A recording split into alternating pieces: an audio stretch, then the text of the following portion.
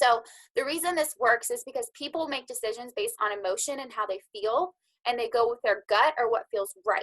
They freaking ghost it or they never respond. So I do the same thing with challengers. If they say, oh, I can't pay, you know, maybe next week. Okay, great. When would be a good time for me to follow up? What is up, my beautiful human beings? I'm Emily, and welcome back or to my YouTube channel if you are new here. I can't believe I'm saying this, but we just hit 5,000 subscribers yesterday, which is just wild to me because that was my end of the summer goal. I was like, if I hit 5K by the end of August, start of September, life is good, but it is now coming up to the end of July. So hit that a little bit sooner than anticipated, so let's make it 7K by the end of the summer. I think we can do it. But yeah, I just thought I would share that amazing news.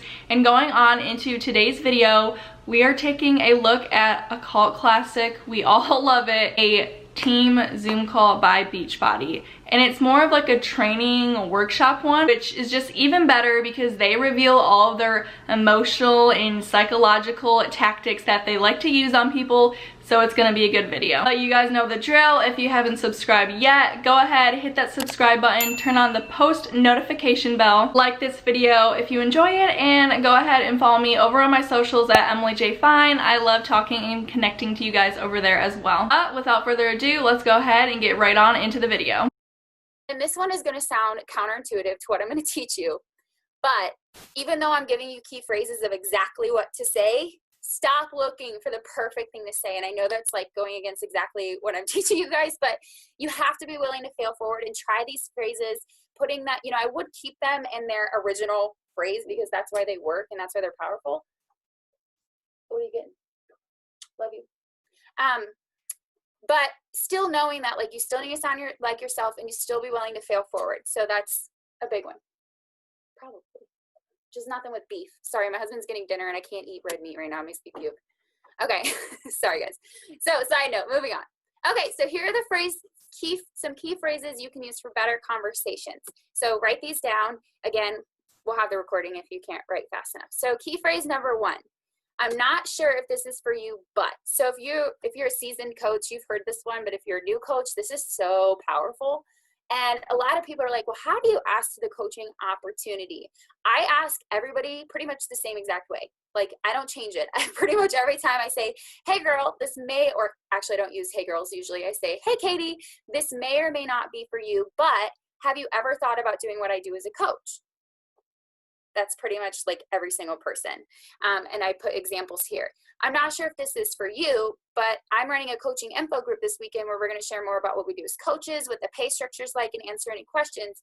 Would you be open to joining? So I'm sure you guys can tell where this is going to go. It's a lot of fill in the blank, situational, scripted, copy and paste, but make it your own type of stuff. And it just gets really bad. So let's keep watching. By saying, I'm not sure if this is for you, but it keeps it casual and admits that it might not be for them.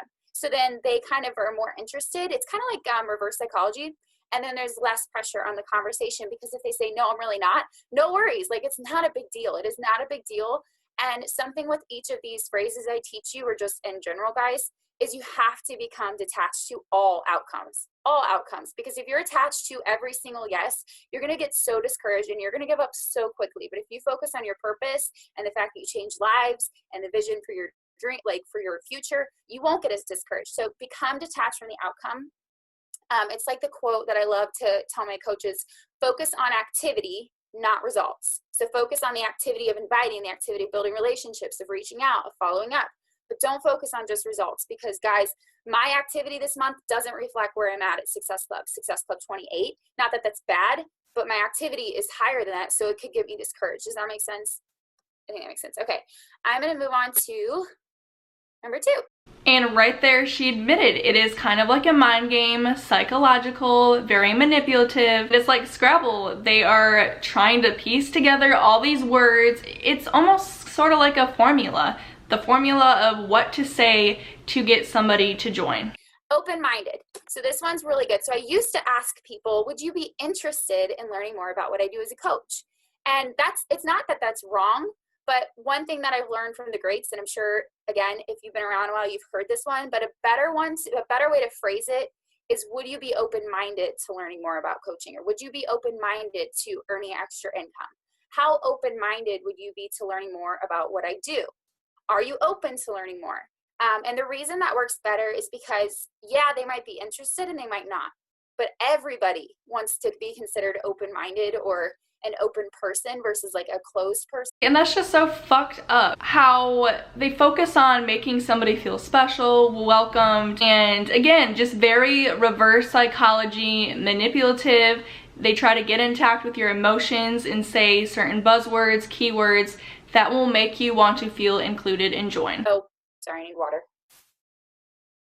So, oh my God, I ran out of breath so quick, and it like is so much worse when you're pregnant.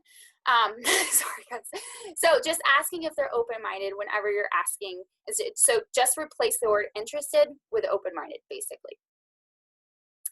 Am I going too fast, Carly? I know I talk fast. No? Okay, just checking.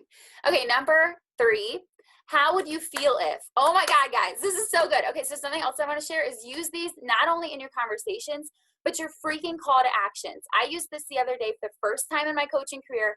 I posted a help wanted post because, again, failing forward, I was like, YOLO, screw it, I'm going to post it. If nobody responds, I don't care anymore. Like, I genuinely don't care what people think of me. Now, would I have posted that a year ago? No. I was always so scared to post a help wanted post. But I did it, and I actually had people reach out to me that have never looked at my post before. I wouldn't recommend doing a help wanted post if you've been coaching less than a year, I would say, and Carly probably agrees, just because their first year of coaching, people don't come to you, especially in terms of the business, at least not for me. That wasn't my experience. Like, growing my business the first year was all about me inviting people. And so because I've been coaching 2.5 years and I'm full time, I think the help wanted worked better, but I could be wrong. So with the whole help wanted thing, I'm not sure if I've seen these or not, but I'm guessing it's just like a post and it's like help wanted. I need 5 coaches. I can only sign up 5 coaches this month, when there's no cap. They just try to make it feel like psychologically, like if you don't act now, you're gonna miss out type of thing. Because I've definitely seen those. By all means, like, try it. Worst thing that can happen, guys, is you post it and nobody says they want to join on your help wanted, and then you can delete it like a day later. It's not a big deal. It's not life or death. But I did try it, and I think the reason it worked is because in the actual call to action, I said, how would you feel if your life was exactly the same in a year from now as it is right now? And that's a powerful thing to make people visualize, because I bet you 99.9% of people, if they think of their life a year from now being exactly the way it is now, they don't like it and they want something different. And that was impactful. So almost every person who reached out in that call to action was somebody I've never even talked to. And I signed 2 coaches. So that was pretty cool. And again, that is so entirely just messed up. I'm going to keep using the words psychological, manipulative, emotional, just because that is what this video is. It's based around like the psychological tactics that you can do to get people to join your MLM. Like, this is just some batshit crazy stuff, saying things like, how would you feel if your life was the same next year as it is today? And that is fucked up, because you're getting people thinking that their life right now might not be good enough. They could be totally content with life, totally content, great, feeling good, but when somebody like this is swooping in into their DMs, like, are you sure what you're doing with your life is what you actually want? I just don't understand that, and how people can't see through these manipulative tactics that they use. I don't know, man, it's just so messed up. But let's keep watching. So the reason this works is because people make decisions based on emotion and how they feel, and they go with their gut or what feels right. So when I first started coaching, I was all about giving facts, figures, details, like information, like these are all the things we do in our challenge group, and this is all the benefits of the program and all the facts about it. And that doesn't really work. People don't really care that much. They just want to have emotion behind it. So they want to know what it's going to do for them. How are they going to see their life change? How are they going to feel different? So if you can make them feel differently or feel excited or feel like positive about their future, they're more likely to actually be open-minded to what you have to offer. And this is exactly why we never ever in these Zoom calls hear them talk about the product, want to get to know more about the product and what the fuck you're actually selling. Nope, it is all about the emotional effects and tactics and being manipulative, just doing all the psychological things to get somebody to join your MLM. I hope I'm not like repeating myself. I kind of feel like I am, but it's all based around the same thing. But I feel like it is so important to realize the underground and what they are doing behind the scenes, because this is it.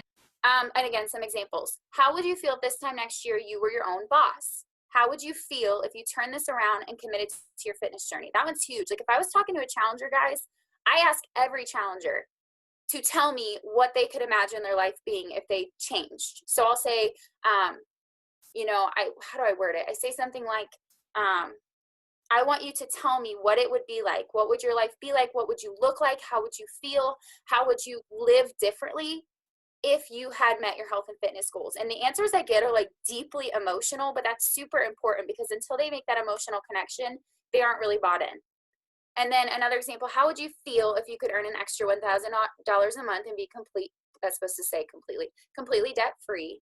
How would you feel if this time next year you were in the same exact spot? So you can use these, again, not just in your conversations, but that's like a great thing to post on a coaching call to action.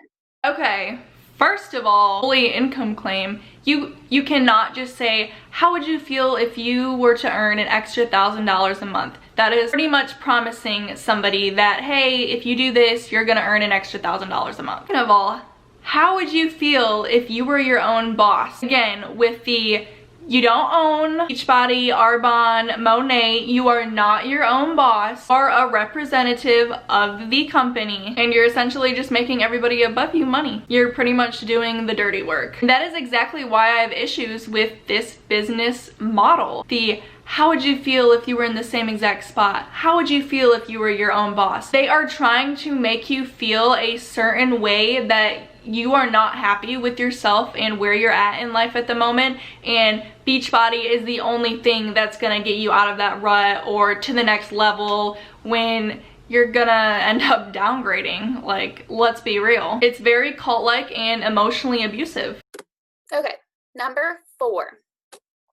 Just imagine, again, this is a very, very similar thing and great for call to actions or when interviewing a challenger or talking to coaches or in a coach sneak peek, like actually in your live video saying some of these words is super powerful. So you could say, just imagine getting to be your own boss. Just imagine what it would be like to really stick to your fitness journey. Just imagine having extra income every month. So maybe, again, I put that here, maybe a good thing to use in a sneak peek or a challenger interview, because people need to imagine more for themselves, and that's the beauty of coaching. I think that's one of my favorite things about coaching is we get the ability to dream. Before coaching, I didn't have dreams. Carly's probably the same way. Like, we just thought that this was life. Like, you basically live paycheck to paycheck. You do what you just were told you were going to do, which for me was be a speech therapist, and I never had a dream beyond that, ever. Okay, but that is a you problem. That is your own specific issues that you had with yourself, and you don't need to prey on other people, because just because you had that experience with your own life and yourself does not give you the right to do the same thing to other people, because they might just fucking love their life, and for you to go in and slide into the DMs and try and convince them that your life is going to be this way if you join Beachbody, and no, it's fucked up. I don't like it. Get out of here with this just imagine emotional crap. Go. Until I found coaching. So if we can show them that this can help them dream for maybe their fitness or financial, whatever it is, then that's huge. And there's not many things in life where you get the opportunity to do that for people. Number 5, am I going too fast? I'm sorry. I don't want everybody to be up all night. So number 5, when would be a good time to? This one is really, really important, especially if you are having people invited to the coaching opportunity, and let's say they're in a sneak peek, or you send them a video explaining what coaching is, however you go about it. This assumes they will have time, and it also is a professional way for you to set up a time to follow up, and then they're more committed to actually watch the video. Because how many times have you sent, your opportunity video to somebody or had a coach sneak peek and they freaking ghosted or they never respond? So I do the same thing with challengers. If they say, oh, I can't pay, maybe next week. Okay, great. When would be a good time for me to follow up so that we can get you started? Like, I set follow-up times with everybody and I put it in my planner and I freaking follow up. And sometimes when I follow up, I'll even say like, hey girl, just didn't want you to think I forgot about you, following up like I promised. Are you ready to get started? Or let's get you started. Like I just assume they're ready. And they don't even take in consideration what you have to say. It's like the whole, oh, they're not saying no forever, they're saying no right now. How effed up is that? And then when they're already like, not the time, okay, immediately, just like a vulture, be like, when's a good time for me to follow up? I'm following up, give me a time, I'm following up. And then when they follow up, they're like, okay, let's get you signed up, let's get you started. Not even taking into consideration what you may or may not have to say about it. I don't know. Like, come on, that is such disgusting behavior. Yeah, and so I set a specific time. So you could even be like, when would be a good time to get started? I can do this evening or tomorrow morning. Like if they're kind of not sure they can do it right this second. Number 6. This one I love because I actually use this week. So if you have somebody that's been in your coaching sneak peek, is typically when I found that I'm using this one, and they keep saying they didn't watch the video, or they've even told you one time, even more than one time, like it's just, you can tell they're not committed. So if I message them and they say, oh, I haven't gotten to it yet, the next time I follow up, I'm going to assume they haven't gotten to it yet, because they probably haven't, right? It's not a priority for them. And that's okay. It doesn't mean that they're not interested.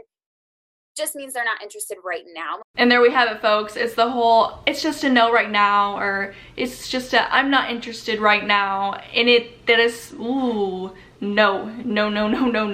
Are you actually kidding me? Most likely. So this is for the person you know is going to give you an excuse. So you beat them to the punch, and it kind of makes the excuse before they can. And then you set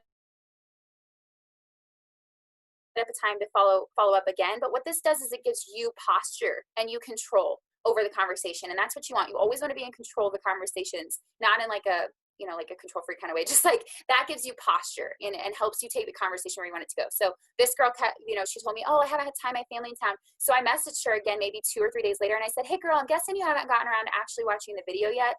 No worries. I don't think now is the best time for you. Would it be okay if I follow up with you next month? Okay, but also that is just so fucking rude to automatically assume that she didn't watch the video, I'm gonna accuse her of it, and just maybe follow up with her next month. I don't know. And they want to have control? Are you kidding me? Like, I'm not surprised, but you just said it. They want full control of your brain, of your emotions, of everything, and just make you into this little minion. And she was like, oh my God, she literally was like, oh my God, thank you. I have family in town. This month is crazy. Because she reached out to me to be in my sneak peek. So I don't know if that it's necessarily that she wasn't interested. Maybe she got scared. Maybe she got intimidated. People self-sabotage all the time. Maybe she was busy with her family. You have no idea of knowing, so don't take it personally. But just let her know, I'm guessing you have got around to watching the video. Do you care if I follow up with you next month? Somebody's messaging me. It better not be somebody who's supposed to be on the team call. I'm just kidding. Okay. I think there's only 2 more, guys. Y'all are hanging in there. Number 7, the way I see it, you have 3 options. Oh my God, I love this one. So this is for the person. I would probably use this at the end of inviting someone to my challenge group and they're getting cold feet, or inviting to coaching and they're getting cold feet. So you lay out 3 options for them, black and white, and you put the option you want them to pick as the very 3rd one. So for example, as I see it, you have 3 options. You can stay in a job you hate, try to find a new one similar to what you're doing with likely the same pay, or take a leap of faith and try coaching. I cannot believe somebody that you may not even know might even think about, or even worse, fucking say this to you. To automatically assume they are in a job that they hate, and to just say that, like, you can stay in the job you hate or find a new one that's similar. Like, you can do that, or you can be one of us and join Beachbody. Like, what are you doing? Because how many people are at that point where they're like, oh, I really want to try coaching, but I just don't know. I don't know if I'm ready. And they like talk themselves out of it. And it's like, legit, you have 3 options, like, and you just lay it out for them. And so sometimes that can work. Like, I know somebody said that to me, and be like, damn, dude, they're right. I'm either going to stay here or stay in a similar spot, or I could just give it a try. Same thing for a challenger, if they're kind of like cold feet at the last second. You know, you could say, as the way I see it, you have three options. You can either stay where you're at and be really unhappy in your skin. You can try another quick fix, but you've tried how many before and they didn't work. Or you could take a leap of faith and try our boot camps. However you want to word it so that it sounds like you, but it kind of just lays three options out for them. And then number 8, just 2 more. Sorry, there were so many good ones. I wanted to share them all, but number 8, there are 2 types of people. So this is something that you could say after a coach sneak peek, again, if they're giving you a lot of objections, or, ooh, I have something to tell you about objections though. I heard this today from Grant Cardone and I was like, what? He was basically saying objections are just complaints, and until you validate them, they're just complaints. So he was like, I don't actually even acknowledge an objection until they've said it 3 times. I just consider it a complaint. So when people are giving you these objections over and over, it's not no. So you have to talk them through and over the objections versus being how I always was and just be like, oh girl, no worries. Like I would always back down from an objection, probably until 2 months ago, to where I'm now. I'm like battling those objections, and I'm just looking at them as like just a complaint. Like they're just complaining. It's okay. We all complain. So if they say, oh, the price is too high, it's just a complaint. It's not a legitimate objection. So if somebody says the price is too high, it's just a complaint. It's not an objection. You are just begging people to get into debt and buy things and become a part of things that they can't even afford. Again, are we surprised? No, not at all. But just what the actual crap. I'm moving through those, but anyway, if they have an objection, this is a good one to use then. So you could say something like either in your coach sneak peek live maybe, or afterwards, or maybe on a social media post about there are 2 types of people. Because whenever you say there's 2 types of people, what is the first thing you think? You think, oh shit, which one am I? And you want to be the positive one. You don't want to be the negative. So there are 2 types of people in this world: those who leave their financial success in the hands of their employer, and those who take full responsibility and build their own future.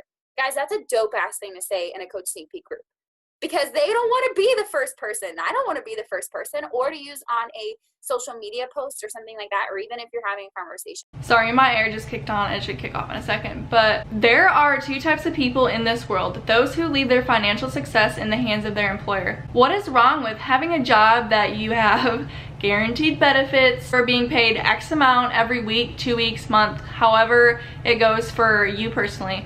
But what is wrong with that? Some people are okay and thrive and want to be in the corporate world. That is fine, but don't knock that. Don't knock that, because that's not for you. And that is something I will never understand with that. They love to bash the 9 to 5 over and over and over and over again. But some people actually like having financial security and having benefits. Don't knock them for that. Another one, there are 2 types of people in this world: those who judge something before they've even tried it, and those who are willing to try something base their opinion on their own experience. I love that one, because how many people are like, oh, you know, I don't know, my friend tried it, didn't like it. You know, like that's just, to me, like drives me crazy, because I'm like, this is the most amazing thing that I've ever done. So why don't you try it for yourself instead of just like relying on your friend? But this is like a nicer way of saying it than that. And then the very last one that I have for you guys is if I would you. So another thing that I think I struggled with, and I know a lot of people struggle with, is if somebody said, yeah, I'm interested in learning more about coaching. Awesome. I'm going to send you a video that explains more about it, and I'll let me know if you're interested. Or, you know, or you could even say, I'll check back Monday. What would be better to kind of make them actually commit to watching the video is not sending them jack crap. Trying to curse less before motherhood. And just saying, if I were to send you a video that explains what I do, would you be able to give it a watch? Or would you be able to give it a listen? Or would you be able to set some time out to check it out? And if they say yes, then you kind of set up a good time to follow up, probably before you even send a link. So I would say something like, awesome. When would be a good time for me to follow up with you? Sunday evening or Monday afternoon? So, and then at which point they can tell you, and you can send them the video, or, you know, maybe you've already added them to the group. But again, they have that, at least they have some sort of verbal commitment of, if I were to do this, would you be able to do that? You know, and so they're more likely, because people don't like letting other people down, they're more likely to actually watch whatever it was you told them you wanted them to watch. So that was my last one. The manipulative behavior that was just displayed not only in that slide, but this whole damn presentation is off the fucking wall. And this just proves it. This whole I want control. This is what this screams. I want control of conversations, the things we talk about. I want control of you. I want to control when I talk, when I follow up. I want control of everything. And if this is not cult-like behavior, what is? I swear to God, this is the closest thing to it in my opinion. So messed up. But what did you guys see in this video that stuck out to you? What really grinded your gears? Because all of it did for me, clearly.